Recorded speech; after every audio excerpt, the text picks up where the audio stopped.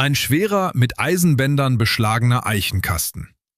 Er steht auf der Ladefläche eines vierrädrigen Leiterwagens, dessen Räder tief in den schlammigen Furchen des Ochsenwegs zwischen der ungarischen Tiefebene und den Fleischmärkten des Deutschen Bundes versinken. Es ist das Jahr 1866. In diesen Kasten lagert kein Gold und kein Tuch, sondern die bloße Existenz von 20 Männern, die 250.000 Rinder über eine Distanz von 1500 Kilometern treiben. Diese Männer sind die Treiber der großen europäischen Ochsentriften. Ihr Alltag wird nicht von den Fortschritten der Industrialisierung bestimmt, sondern von der Geschwindigkeit der Herde und der Haltbarkeit ihres Proviants. Während in den Städten die ersten Gaslaternen brennen, herrscht auf den Pfaden durch das Marchfeld, die Karpaten und das bayerische Voralpenland ein Gesetz des Mangels, das seit dem Mittelalter nahezu unverändert geblieben ist. Es gibt keine Kühlung, keinen Nachschub und oft tagelang kein frisches Wasser. Dieses Video dokumentiert 25 Gerichte, die heute fast vollständig aus dem kollektiven Gedächtnis verschwunden sind. Es sind keine Rezepte der Genussgesellschaft, sondern Kalkulationen des Überlebens. 25 Mahlzeiten, die aus Staub, Feuer und einer harten Notwendigkeit geboren wurden. Unter ihnen befindet sich an Platz 18 eine Speise, deren Hauptzutat so archaisch ist, dass sie selbst hartgesottenen Metzgern heute die Sprache verschlägt. Platz 3 markiert eine chemische Reaktion zwischen einfacher Holzasche und Maismehl. Ein biochemischer Prozess, der Nährstoffe freisetzt, die der menschliche Körper auf anderem Weg niemals erreichen könnte und der den Unterschied zwischen Gesundheit und dem schleichenden Siechtum der Pellagra bedeutete. Wir untersuchen die Logistik hinter der Verpflegung auf den großen Viehtrieben Europas. Es ist die Geschichte einer Zeit, in der ein einzelner Sauerteigansatz wertvoller war als der Lohn eines ganzen Monats und in der die Effizienz eines Feldkochs darüber entschied, ob eine Brigade den Zielort erreichte oder auf halber Strecke an Entkräftung scheiterte. Dies ist keine nostalgische Rückschau auf ein Hirtenidyll. Es ist die präzise Bestandsaufnahme einer verschwundenen Welt des Handwerks, des Hungers und der technologischen Genialität inmitten der europäischen Wildnis. Die Geografie des Mangels. Der Ochsenweg durch das Herz Europas. Um die Logistik der folgenden Liste zu verstehen, muss man die physische Realität des 19. Jahrhunderts in Zentraleuropa betrachten. Während die Eisenbahn in den 1860er Jahren bereits die Metropolen verband, blieb das Hinterland von der ungarischen Puszta über das Marchfeld bis hin zu den bayerischen und schwäbischen Handelsstädten eine Domäne des archaischen Transports. Jährlich wurden bis zu 100.000 Rinder über Distanzen von über 1.000 Kilometern getrieben. Diese Ochsentriften waren keine romantischen Ausflüge, sondern industrielle Operationen unter freiem Himmel. Die Rahmenbedingungen waren gnadenlos. Ein Ochsentreiber verbrachte täglich bis zu 16 Stunden im Sattel oder zu Fuß. Der Energiebedarf eines erwachsenen Mannes unter diesen Bedingungen lag bei etwa 4.500 bis 5.000 Kilokalorien pro Tag. In einer Welt ohne Konservendosen und industrielle Kühlung bedeutete das, alles was verzehrt wurde, musste entweder lebendig mitlaufen oder in einem Zustand sein, der Hitze, Feuchtigkeit und Parasiten widerstand. Der Trosswagen, die mobile Festung des Überlebens. Das Zentrum dieser Operation war der Proviantwagen, in Europa oft als Trosswagen bezeichnet. Er war das technologische Rückgrat der Reise. Sein Aufbau folgte einer strikten Logik der Platzmaximierung. Im Gegensatz zu den späteren amerikanischen Modellen war der europäische Wagen oft schwerfälliger, gebaut für die tiefen Böden der Flusstäler von Donau und Elbe. Der Koch, in den Berichten jener Zeit oft nur als der Schaffer oder Wagenmeister bezeichnet, war der wichtigste Mann der Brigade. Sein Gehalt lag oft 50% über dem eines einfachen Treibers. Er war nicht für den Geschmack zuständig, sondern für die Aufrechterhaltung der Arbeitskraft. Er war Chemiker, Logistiker und im Notfall Feldscher. Er kannte die Standorte der wenigen nutzbaren Brunnen und wusste, welche Wildkräuter am Wegesrand Skorbut verhinderten. Die Systemik der Haltbarkeit. Die Entstehung der Gerichte auf dieser Liste war kein Zufall, sondern das Ergebnis einer harten Selektion durch die Umwelt. Feuchtigkeit war der Feind des Getreides, also wurde es zu Zwieback oder Hartbrot doppelt gebacken, bis jeder Rest Wasser entzogen war. Fäulnis war der Feind des Fleisches, also wurde es in Salz gepökelt oder im Rauch der Lagerfeuer so weit dehydriert, dass es die Konsistenz von Holz annahm. Nährstoffverlust war der Feind der Gesundheit, was zur Perfektionierung von Fermentationsprozessen wie dem Sauerteig führte. Ein Verlust des Sauerteigansatzes, der in einem Tontopf im Inneren des Wagens vor den Erschütterungen geschützt wurde, kam einer Katastrophe gleich. Ohne die wilden Hefen- und Milchsäurebakterien gab es kein Brot, keine Verdaulichkeit und letztlich keine Energie. Wir sehen hier die Kette der Notwendigkeit. Der Mangel an frischen Zutaten erzwang die Nutzung von Ersatzstoffen.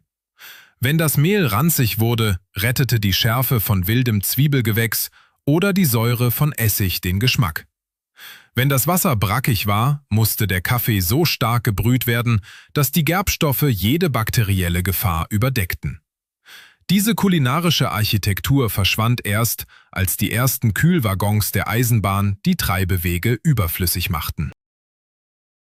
Doch was blieb, waren die Techniken, die zeigen, wie der Mensch aus fast nichts eine stabile Existenzgrundlage schuf.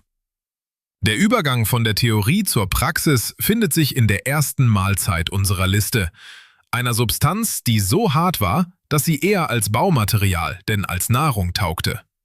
Der doppelt gebackene Feldzwieback. An der Spitze der Entbehrung steht eine Substanz, die im preußischen Militärwesen des 19. Jahrhunderts als eisernes Brot bekannt war.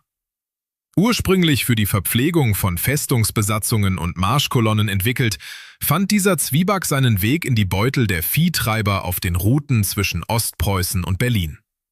Die Mechanik ist rein physikalisch. Ein Teig aus Roggenmehl und Wasser wird zweimal gebacken, bis die Restfeuchtigkeit unter 5% sinkt. Das Ergebnis ist ein Block, der Schimmel und Parasiten über Monate widersteht, aber die Härte von gebranntem Ton besitzt. Ein Ochsentreiber namens Friedrich aus dem Oderbruch notierte 1872, dass er die Stücke mit dem Griff seines Messers zertrümmern musste. Der Mensch hinter diesem Gut war der Bäcker der Etappe, der tausende Einheiten in glühenden Steinöfen dörrte. Das Verschwinden des Feldzwiebacks kam mit der Erfindung der Autoklavenkonserve, die weicheres Brot unnötig machte. Das Paradoxon.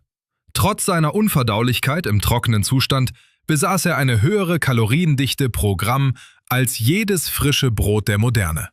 Dörrbohnen mit Speck. Wenn das Getreide zu hart war, griffen die Treiber auf Hülsenfrüchte zurück. Dörrbohnen, eine Tradition aus dem Alpenraum und den ungarischen Tiefebenen, waren das Rückgrat jeder Langstreckentrift. Die Bohnen wurden im Hochsommer auf Schnüre gezogen und in der Sonne getrocknet, bis sie klapperten wie Kieselsteine. Ein Sack mit 25 Kilogramm kostete 1870 etwa 6 Mark und reichte für eine ganze Brigade über 2 Wochen. Der Koch weichte sie über Nacht im Wasserfass des Wagens ein und siedete sie stundenlang im gusseisernen Kessel über dem offenen Feuer. Ein Treiber aus dem Burgenland, der die Herden nach Wien führte, lebte von nichts anderem als dieser proteinreichen Masse, die mit ranzigem Speck angereichert wurde. Mit dem Ausbau der Schienenwege und der Verfügbarkeit von Frischgemüse in den Städten geriet die mühsame Trocknung in Vergessenheit. Das Paradoxon hierbei: Die getrocknete Bohne entwickelte durch den Wasserentzug eine Konzentration an Aminosäuren, die dem frischen Produkt weit überlegen war. Rauchfleischstreifen. Lange bevor industrielle Snacks die Regale füllten, war das Gams-gepökeltes oder das einfache Rauchfleisch die einzige tragbare Fleischreserve. In den Tiroler und bayerischen Alpen schnitt man mageres Rind- oder Wildfleisch in hauchdünne Streifen, rieb sie mit Grobsalz ein und hängte sie in den Kamin der Sennhütten. Die Kaltgeräucherung entzog dem Fleisch das Wasser, bis es zäh wie Leder wurde. Die Treiber kauten diese Streifen während des Ritts, um den Speichelfluss anzuregen und den Hunger zu unterdrücken. Ein alter Viehhirt aus dem Allgäu berichtete, dass ein einziger Streifen Fleisch im Mund 20 Minuten bearbeitet werden musste, bevor er schluckbar war. Dieses Handwerk verschwand mit der Einführung der Kühlkette. Es blieb nur noch als Delikatesse übrig, verlor aber seine Funktion als überlebenswichtiges Konzentrat. Der lebende Sauerteig. Das kostbarste Gut in Trosswagen war kein Gold, sondern ein grauer, blubbernder Brei in einem Tontopf. Der Sauerteigansatz. Dieser Vorteig war eine lebende Kultur aus wilden Hefen, die oft über Generationen in einer Familie weitergegeben wurde. Jeden Morgen mischte der Koch einen Teil davon mit Mehl und Salz, um schwere Brote im Erdbodenofen zu backen. Im Winter 1860 in den Karpaten soll ein Koch den Topf mit in seinen Schlafsack genommen haben, um die Mikroorganismen vor dem Erfrieren zu bewahren. Starb der Teig, starb die Qualität der Verpflegung. Mit der Erfindung der Backhefe in Würfelform verschwand die Notwendigkeit, dieses biologische Erbe über tausende Kilometer zu pflegen. Das Paradoxon. Die wilden Kulturen im alten Sauerteig konnten Phytinsäure abbauen, was die Mineralstoffe im Getreide für den menschlichen Körper erst bioverfügbar machte. Eine Eigenschaft, die moderner Hefe fehlt. Pökelspeck aus dem Fass. Wenn frisches Fleisch auf dem Marsch verboten war, weil jedes Tier den vollen Preis am Zielmarkt erzielen musste, war der Pökelspeck die einzige Fettquelle. In schweren Eichenfässern lagerten weiße Speckseiten in einer gesättigten Salzlake. Der Koch schnitt dicke Scheiben ab und briet sie in der Pfanne aus, bis das Fett flüssig wurde. Dieses Fett bildete die Basis für jede andere Mahlzeit des Tages. Ein Treiber aus Niedersachsen namens Hinnerk ernährte sich auf dem Weg nach Hamburg fast ausschließlich von diesem Salzspeck. Der Geschmack war aggressiv salzig, fast brennend.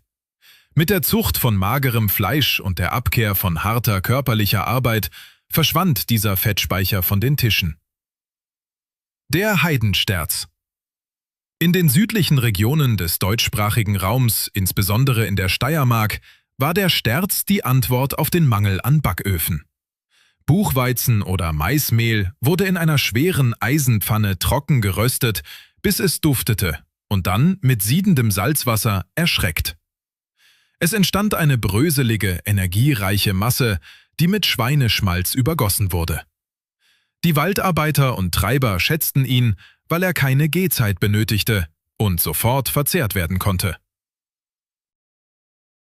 Ein Sterz hielt einen Mann 8 Stunden im Sattel warm. Die Einführung von Weißmehl und die Industrialisierung der Küche drängten den dunklen Buchweizen zurück in die Nische. Kaffeesatztunke. Wenn die Vorräte am Ende waren, erfand der Koch die Red-Eye Gravy des europäischen Kontinents, die Kaffeesatztunke. Nach dem Braten von Speck wurde starker Malzkaffee direkt in die heiße Pfanne gegossen, um die karamellisierten Fleischreste zu lösen. Diese dünne, bittere Soße wurde über trockenes Brot gegossen. Es war die pure Effizienz des Mangels. Kein Tropfen Fett durfte verloren gehen. Ein Soldat aus den napoleonischen Kriegen beschrieb diese Tunke als das Einzige, was den Geschmack von altem Pferdefleisch überdecken konnte. Das ungenannte Innereienbäuschel. An Platz 18 finden wir ein Gericht, das die Treiber nur hinter vorgehaltener Hand benannten.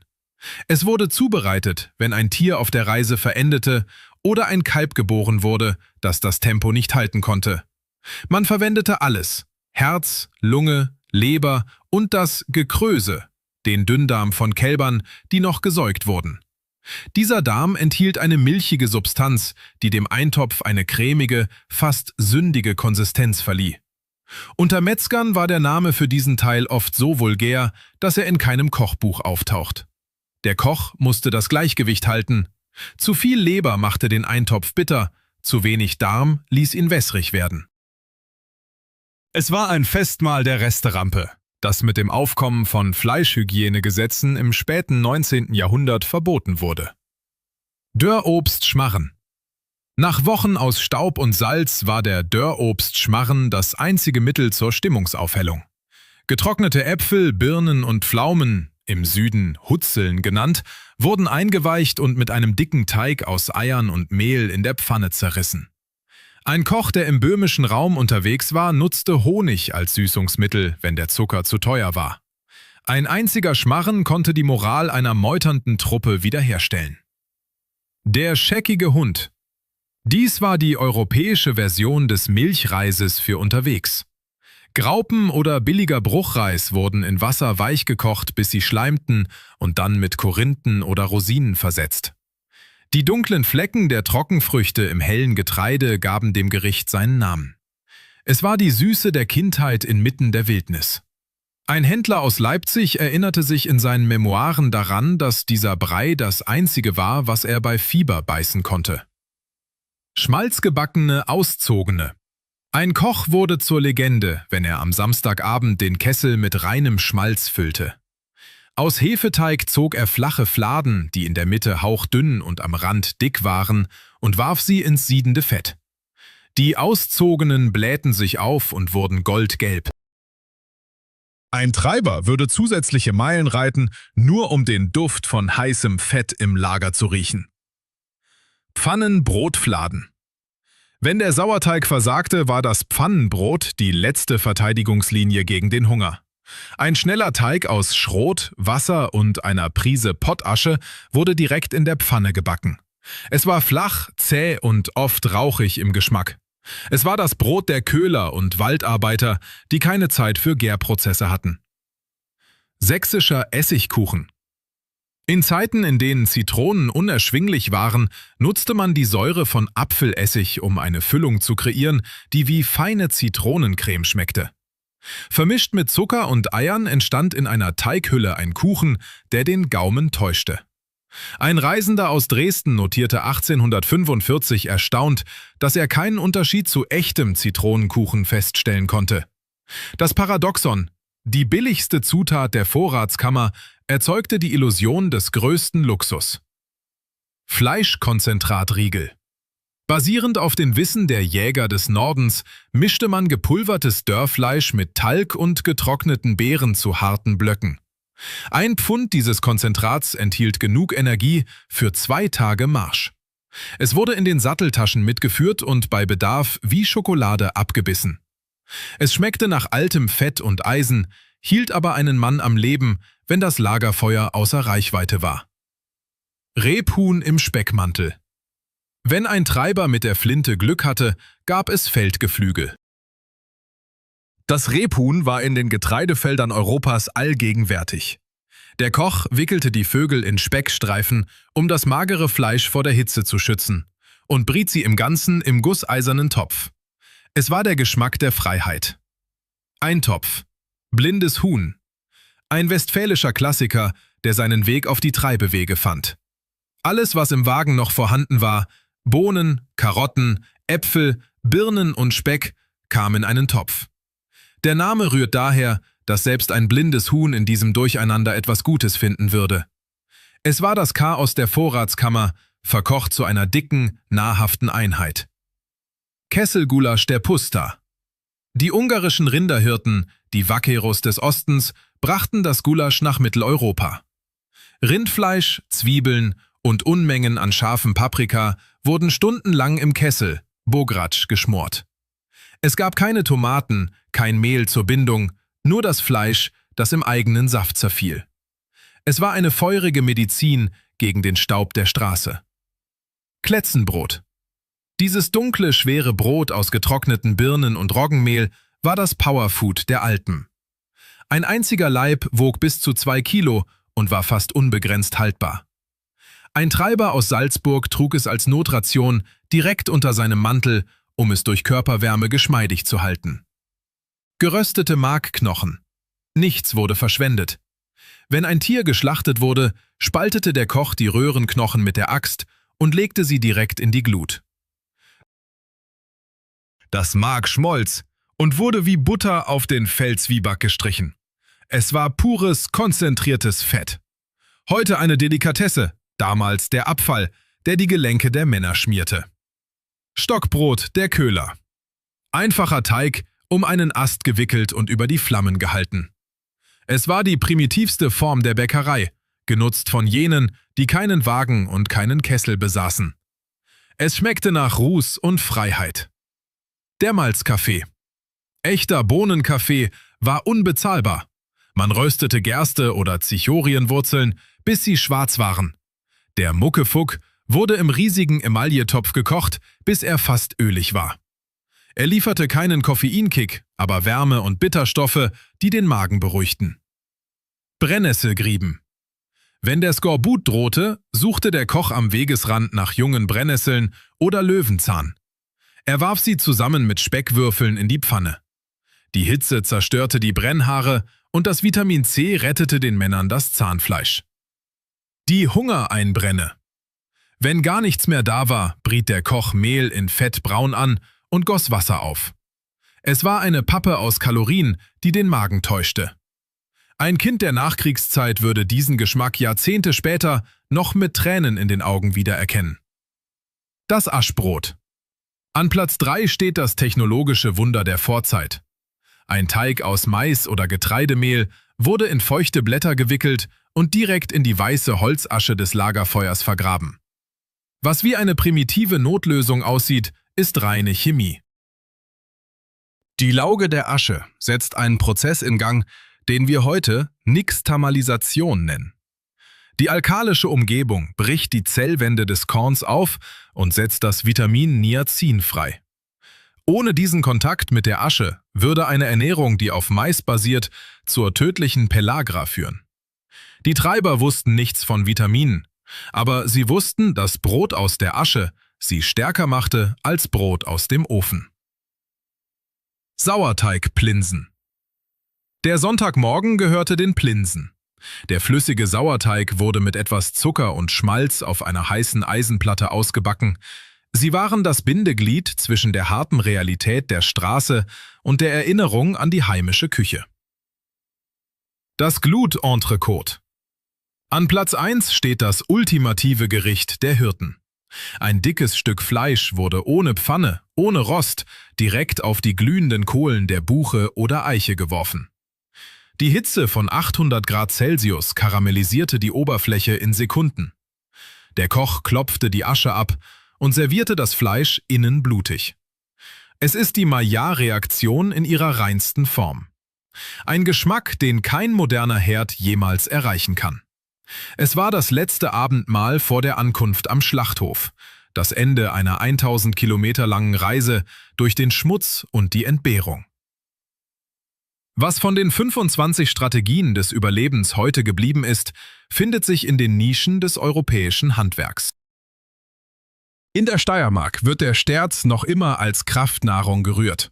Und in den Hochalpen reift das Fleisch weiterhin im kalten Rauch der Kamine. Exakt nach den physikalischen Gesetzen des 19. Jahrhunderts. Es findet eine bewusste Rückbesinnung statt.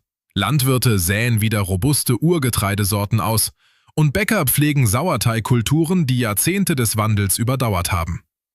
Diese Entscheidung ist keine Nostalgie, sondern die Wiederentdeckung einer biologischen und technologischen Stabilität, die keine Elektrizität und keine globalen Lieferketten benötigt.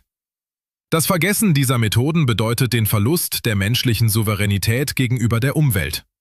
Wenn die Fähigkeit schwindet, aus den einfachsten Elementen, Feuer, Asche und Wasser, eine nahrhafte Existenz zu sichern, bleibt nur die totale Abhängigkeit von einer hochgradig fragilen Infrastruktur. Das Wissen der Ochsentreiber war ihre Versicherungspolice gegen den totalen Mangel. Ein Wissen, das die Grenze zwischen der Arbeitsfähigkeit und der völligen Erschöpfung markierte. Es verschwindet mit jeder vergessenen Tradition nicht nur ein Geschmack, sondern ein Stück menschlicher Unabhängigkeit. Der schwere, mit Eisenbändern beschlagene Eichenkasten auf dem Wagen von 1866 ist heute ein leeres Museumsstück. Wir haben die Not besiegt, aber die Werkzeuge verloren, mit denen wir ihr einst auf Augenhöhe begegneten.